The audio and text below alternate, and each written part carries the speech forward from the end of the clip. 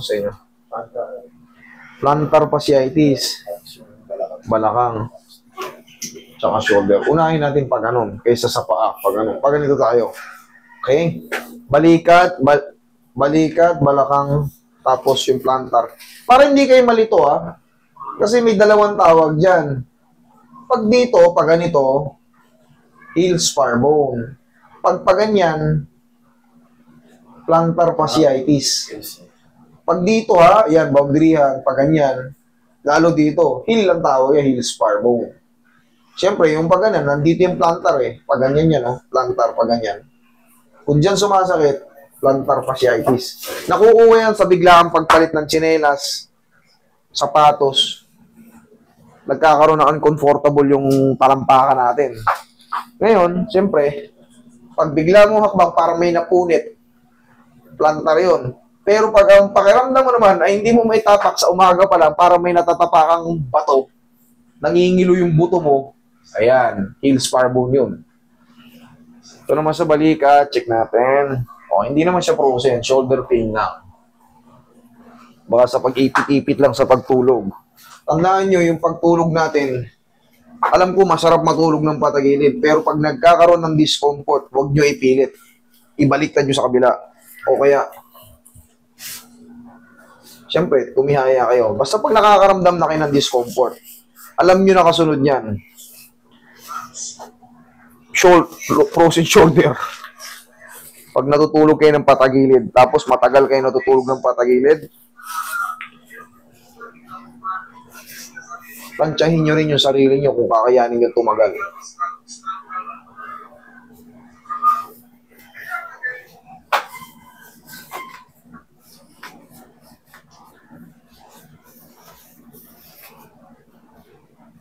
Straight lang, bossing.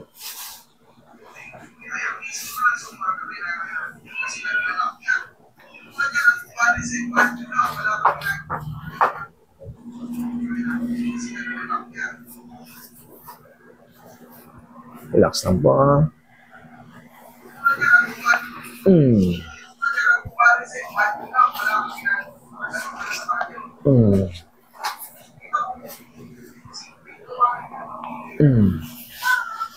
Higa kang matagilid.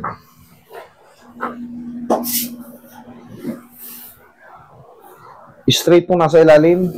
Ito tupi. Iyaw. Thank you. Puso ka konti rito, bossing. Baka bumaliktad tayo parehas doon. Iyan. Straight ulit nyo nasa ilalim. Yan, ang tamang posisyon. Tandaan nyo itong posisyon na to. Yan din yan, oh. Oh. Yan, oh, tandaan nyo yung posisyon na yan. Nasa ilalim, naka-straight. Nasa ibabaw, nakapa-tupi. Relax lang ang katawan. Okay. Para sa balakang yan. Ito naman, pectus to sa pinakailalim. Okay? Kabilang side. Oh, tandaan nyo, ganun, the same lang posisyon. Baliktad, bossing. Yan. Yan. Ang sa ilalim palagi, tatandaan nyo na sa ilalim yung naka-straight. Sa ibabaw yung naka-fold. Okay, tapos, palagi tatandaan nyo, relax yung katawan nyo. Hindi kayo masasaktan dito, relax lang. Yan. Pag binigay nyo yan, bapa. Pero pag nilabanan nyo yan, magkakaroon ng rupture yung mga ligaments nyo. Pag-iiba yung pakaramdam nyo.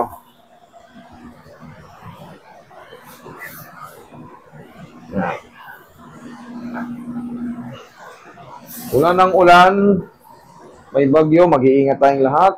Kung wala namang gagawin sa labas, ay manatili sa loob ng bahay.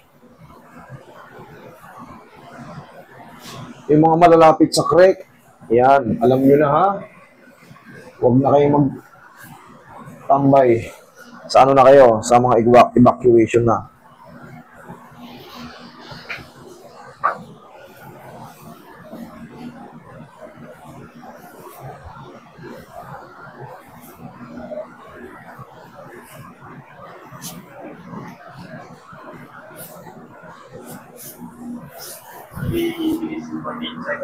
Yan, okay na yan.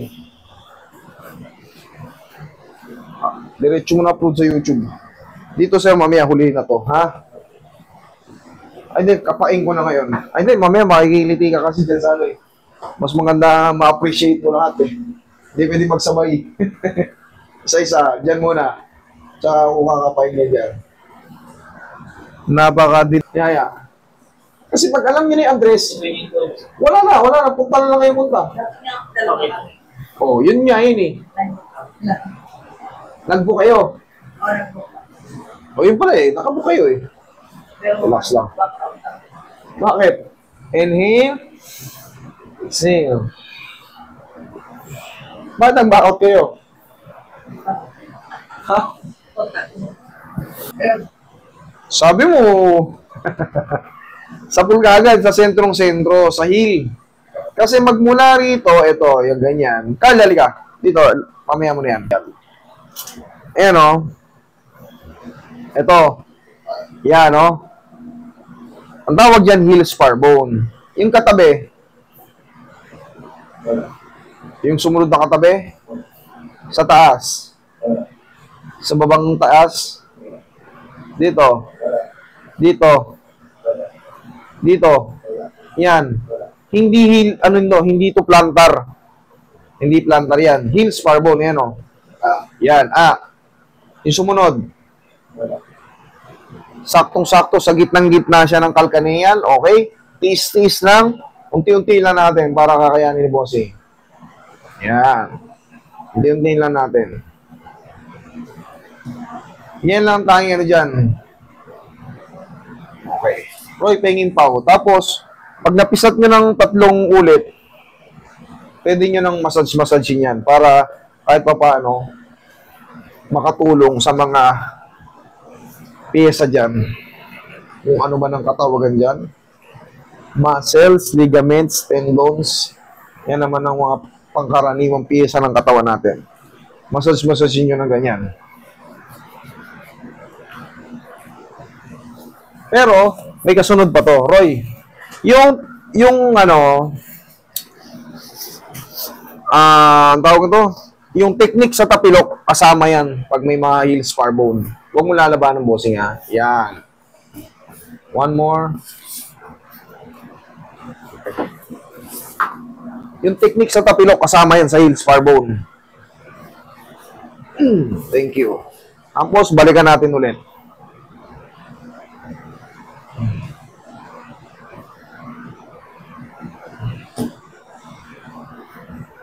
Tatlong pisat. Haplos. Unti-unti natin kasi medyo masakit to. Pero mamaya mapapansin mo, yung turok na lang yung masakit, pero hindi na siya sobrang sakit. Kayang-kaya nyo na.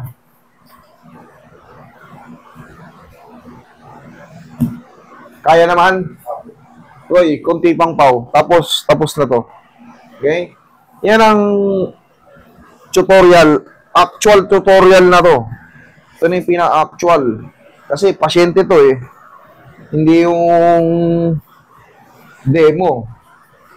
Ayan, malalaman nyo yung adjustment. Kung effective o hindi.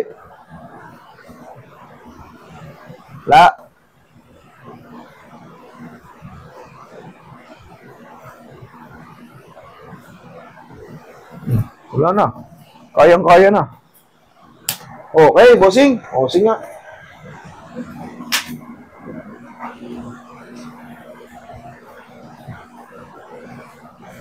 No. Garantisado. Thank you.